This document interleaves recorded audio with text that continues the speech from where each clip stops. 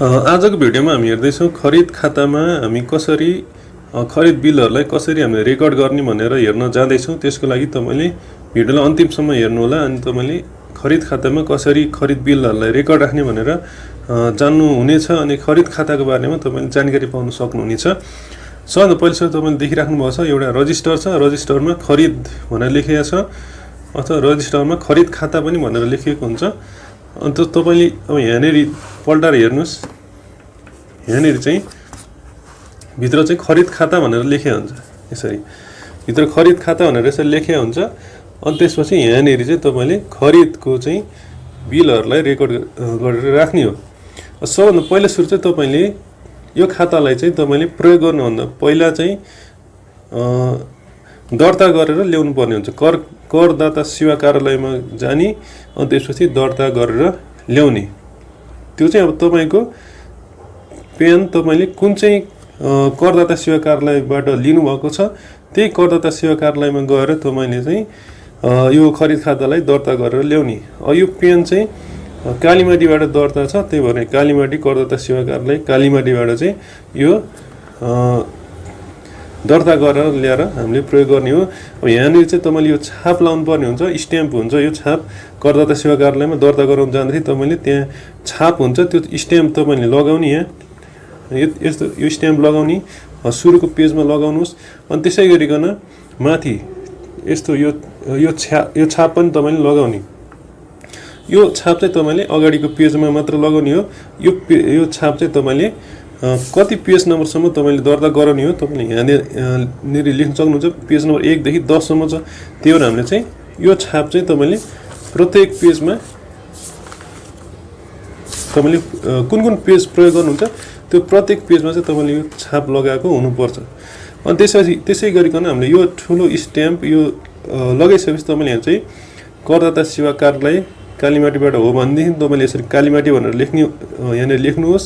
अनि त्यसै गरिकन अर्को छ यहाँ करदाता स्थायी लेखा नम्बर भनेको छ, यहाँनिर तपाईँले प्यान नम्बर राख्नुहोस्। अनि त्यसै गरिकन अर्को छ करदाता सेवा कार्यालय करदाता भनेको छ। अर्को चाहिँ करदातामा चाहिँ तपाईँले करदाताको नाम तपाईँको कम्पनी अथवा फर्म के छ, तपाईँको के नाम छ त्यो नाम यहाँनिर राख्ने हो भनेदेखि यहाँ चाहिँ आर्थिक वर्ष तपाईँले राख्ने। कुन चाहिँ आर्थिक वर्षको लागि यो खरिद खाता तपाईँले प्रमाणित गराउँदै हुनुहुन्छ त्यो आर्थिक वर्ष यहाँनिर राख्नुहोस्। अनि त्यसरी राखिसकेपछि यहाँ पेज नम्बर कतिदेखि कतिसम्म तपाईँले 1 देखि 10 सम्म भने 10 सम्म राख्ने, 1 देखि 20 सम्म भने 1 देखि 20 सम्म राख्ने। अनि त्यसपछि यहाँनिर चाहिँ मिति कुन चाहिँ मितिमा तपाईँले प्रमाणित गराउनु भयो त्यो मिति तपाईँले यहाँनिर राख्नुहोस्।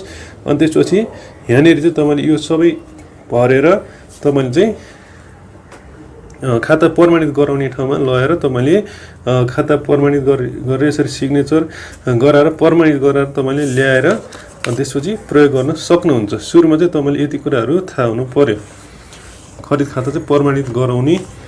अनि त्यसै प्रमाणित गरेर आइसकेपछि जब तपाईँले खरिद गर्नुहुन्छ, खरिद कुनै पनि माल सामानहरू तपाईँले खरिद गर्नुहुन्छ भनेदेखि त्यो खरिद गरिएको तपाईँले यहाँनिर तपाईँले चढाउँदै जाने हो। चढाउनको लागि चाहिँ तपाईँले यहाँनिर यिनीहरू थाहा हुनुपर्छ। जस्तो करदाता नम्बरमा तपाईँले यहाँ चाहिँ भ्याट प्यान नम्बर राख्नुहोस् तपाईँको।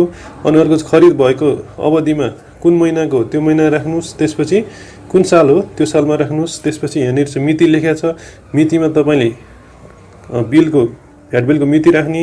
अनि त्यसै गरी बिजक नम्बर छ, बिजक नम्बरमा तपाईँले यहाँनिर भ्याट बिल नम्बर राख्ने हो।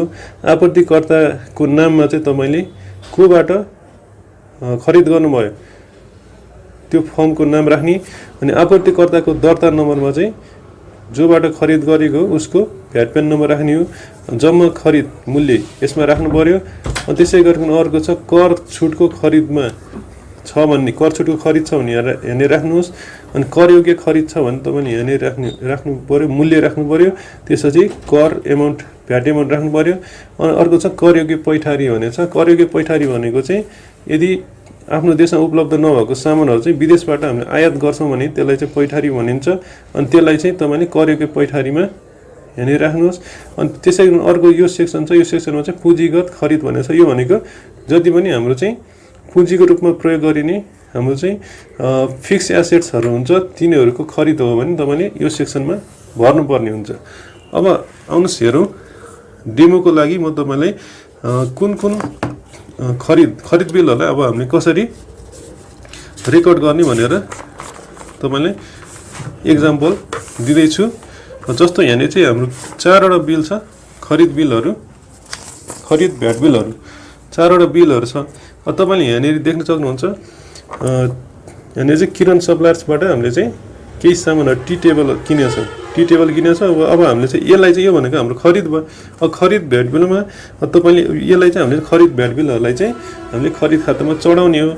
अनि त्यसपछि सबभन्दा पहिलो सुरु तपाईले चाहिँ आफ्नो भ्याट प्यान नम्बर माथि तपाईले यहाँ राख्ने हो। तपाईको भ्याट प्यान नम्बर कति छ तपाईले राख्नुस् यहाँ 300, त्यसपछि 450045 यसरी तपाईले भ्याट प्यान नम्बर माथि राख्नुस्। भ्याट प्यान नम्बर भनेको तपाईको चाहिँ भ्याटमा दर्ता भएको प्यान नम्बर अथवा भ्याट नम्बर तपाईले यहाँ राख्नुपर्ने हुन्छ। अनि त्यसै गरिकन अर्को छ खरिद भएको अवधिमा तपाईले चाहिँ एक महिनाको तपाईले एउटा पेजमा भर्नुस्, अर्को महिनाको अर्को पेजमा भर्नुस्, यसरी भर्नुस्। यो चाहिँ हाम्रो चाहिँ साउन महिनाको छ, त्यही भएर यो चाहिँ हाम्रो चाहिँ श्रावण भनेर यसरी महिना राख्नुस्। महिना राखिसकेपछि 2077 साल यसरी साल राख्नुस्। त्यसै गरिकन अर्को छ यहाँ मिति छ तपाईको। अब यहाँ मिति चाहिँ 4 महिना 1 गते छ, 2077 श्रावण महिना 4 महिना 1 गते, 077 4 महिना 1 गते भनेर यसरी राख्नुस्।